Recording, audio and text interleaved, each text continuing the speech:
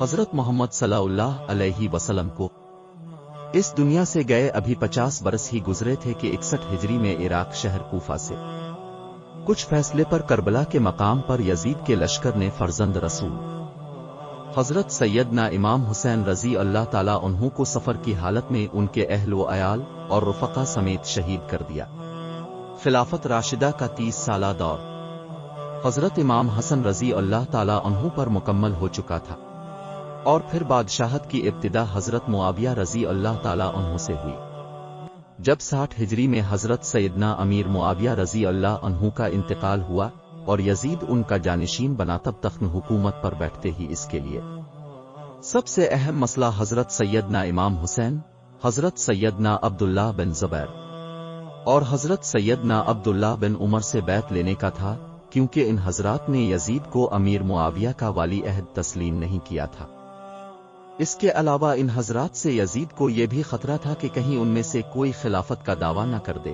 اور کہیں ایسا نہ ہو کہ سارا حجاز مقدس میرے خلاف اٹھ کھڑا ہو، جبکہ امام حسین رضی اللہ تعالیٰ عنہ کے دعویٰ خلافت کی صورت میں عراق میں بھی بغاوت کا سخت اندیشہ تھا۔ ان وجوہ کی بنا پر یزید کے پیش نظر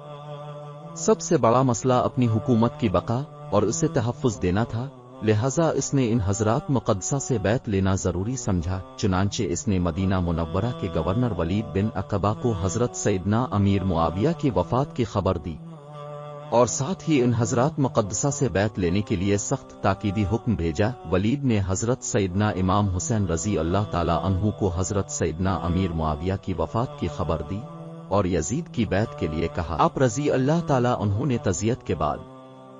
فرمایا کہ میرے جیسا آدمی اس طرح چھپ کر بیعت نہیں کر سکتا، اور نہ میرے لیے اس طرح چھپ کر بیعت کرنا مناسب ہے۔ اگر آپ باہر نکل کر عام لوگوں کو اور ان کے ساتھ ہمیں بھی دعوت دیں تو یہ مناسب ہوگا۔ یزید کی بیعت حضرت سیدنا امام حسین رضی اللہ تعالیٰ عنہ کو قلبی طور پر سخت ناپسند تھی، کیونکہ وہ نااہل تھا اور اس کا تقرر بھی خلفائے راشدین کے اسلامی طریقہ انتخاب کے بالکل خلاف ہوا تھا، اس لیے اب احتجاجاً اس کے خلاف تھے، اور دوسری طرف حالات اجازت نہیں دے رہے تھے کہ اب علی الاعلان اس کے خلاف آواز بلند کرے۔ لہذا اب رضی اللہ تعالیٰ عنہ نے اپنے اہل و عیال اور عزیز و اقارب کو ساتھ لے کر مدینہ منورہ سے مکہ مکرمہ کی طرف ہجرت فرما لی۔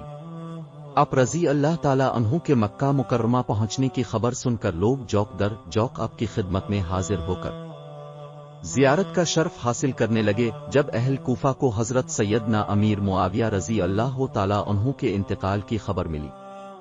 اور انہیں اس بات کا علم ہوا کہ حضرت سیدنا امام حسین رضی اللہ تعالیٰ عنہ نے یزید کی بیعت سے انکار کر دیا ہے، تو انہوں نے سیدنا امام حسین رضی اللہ تعالیٰ عنہ کے نام ہزاروں کی تعداد میں خطوط لکھے کہ اب جلد از جلد کوفہ تشریف لے آئیے، مسند خلافت اب کے لیے خالی ہے، ہمارے اموال اور ہماری گردنیں آپ کے لیے حاضر ہیں، سب کے سب آپ کے منتظر و مشتاق ہیں،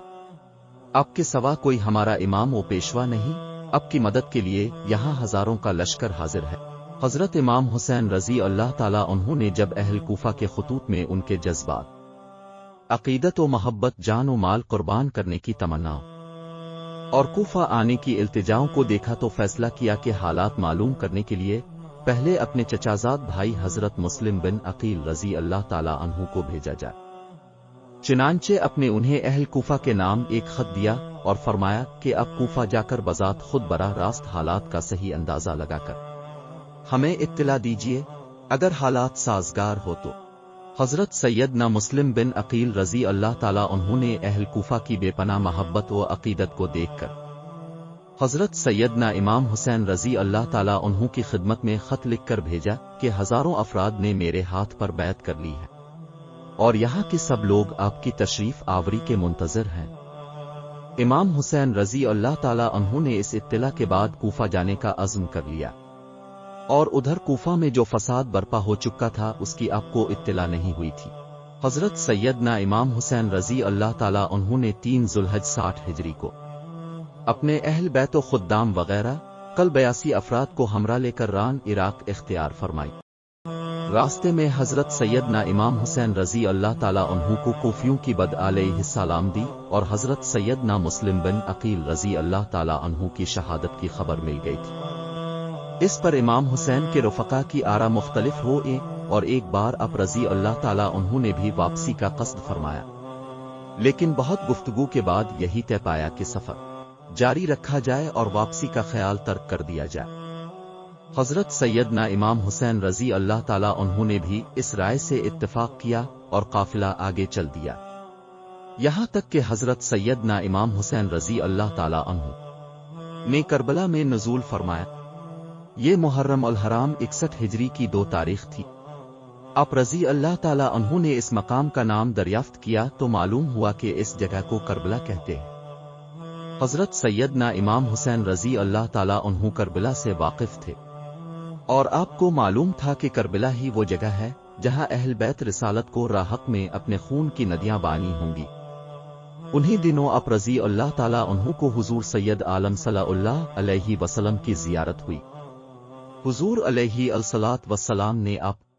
شہادت کی خبر دی اور آپ کے سینہ مبارک پر دست اقدس رکھ کر دعا فرمائی، اے اللہ حسین کو صبر و اجر عطا فرما۔ پھر ابن زیاد نے حضرت سیدنا امام حسین رضی اللہ تعالیٰ عنہ کو ایک خط لکھا بھیجا کہ یزید کی بیعت کر لیجئے۔ جب وہ خط اب رضی اللہ تعالیٰ عنہ کے پاس پہنچا، اپنے اسے پڑھ کر پھینک دیا اور خط لانے والے قاصد سے فرمایا کہ اس وقت میرے پاس اس کا کوئی جواب نہیں۔ ایلچی نے آ کر ابن زیاد کو بتایا تو جواب سن کر ابن زیاد کا غصہ بڑھ اٹھا۔ اس نے لوگوں کو جمع کیا، فوجیں تیار کی اور ان کا سپہ سالار عمر بن سعد کو بنایا جو ملک رے کا والی تھا۔ بولا اس نے پہلو ہی سے کام لیا۔ اس پر ابن زیاد نے کہا کہ آ تو لڑنے کے لیے تیار ہو جا، پھر رے کی حکومت چھوڑ کر گھر بیٹھ جا۔ ابن سعد نے رے کی حکومت اختیار کی اور 22,000 سوار اور پیادہ لشکر لے کر نواسہ رسول حضرت امام حسین رضی اللہ تعالیٰ عنہ سے لڑنے چل پڑا، یہاں تک کہ یہ لوگ دریائے فرات کے کنارے پر قابض ہو کر قافلہ سیدنا امام حسین رضی اللہ تعالیٰ عنہ اور پانی کے درمیان حائل ہو گئے۔ یہاں یہ کارروائی ہوئی کہ سب خیمے ایک دوسرے کے قریب کر دیے گئے۔ خیموں کے پیچھے خندق کھود کر اسے خشک لکڑیوں سے بھر دیا گیا۔ اب امام حسین کے رفقا ان کاموں سے فارغ ہو کر سیدنا امام حسین رضی اللہ تعالیٰ عنہ کی خدمت میں حاضر ہوئے ہیں اور سیدنا امام رضی اللہ تعالیٰ عنہ اپنے اہل اور ساتھیوں سے فرما رہے ہیں کہ صبح دشمن سے ہمارا مقابلہ ہے، میں نے بخوشی تمام تم سب کو اجازت دی، ابھی رات باقی ہے، جہاں جگہ پاؤ چلے جاؤ اور ایک ایک شخص میرے اہل بیت میں سے ایک کو ساتھ لے جاؤ، اللہ عز جل تم کو جزائی خیر دے۔ دیہات و بلاد میں متفرق ہو جاؤ، یہاں تک کہ اللہ تعالیٰ بلا ٹالے دشمن جب مجھے پائیں گے تمہارا پیچھا نہیں کریں گے۔ یہ سن کر امام کے بھائیوں، صاحبزادوں، بھتیجوں اور عبداللہ بن جعفر کے بیٹوں نے عرض کی کہ ایسا ہم کس لیے کریں؟ اس لیے کہ آپ رضی اللہ تعالیٰ عنہ کے بعد زندہ رہیں۔ اللہ عز و جل ہمیں وہ منحوس دن نہ دکھائے کہ اپنا ہوں اور ہم زندہ رہیں۔ یہاں تک کہ ابن سعد نے اپنے لشکر کے ساتھ امام حسین رضی اللہ تعالیٰ عنہ اور آپ کے رفقا پر حملہ کر دیا۔ آپ کے رفقا و احباب و برادران و شہزادگان ایک ایک کر کے شہید ہوتے چلے گئے۔ تقریباً 50 سے زائد افراد شہید ہو گئے اور بالآخر حضرت امام حسین رضی اللہ تعالیٰ عنہ کو بھی بڑی بے دردی کے ساتھ شہید کر دیا گیا۔ یزید بن معاویہ ابو خالد عموی وہ بدبخت شخص ہے جس کی پیشانی پر اہل بیت کرام علیہم الرضوان کے بے گناہ قتل کا سیاہ داغ ہے۔ یہی وہ شخص ہے جس پر ہر زمانے میں پوری دنیا اسلام ملامت کرتی رہی ہے اور قیامت تک اس کا نام حقارت سے لیا جائے گا۔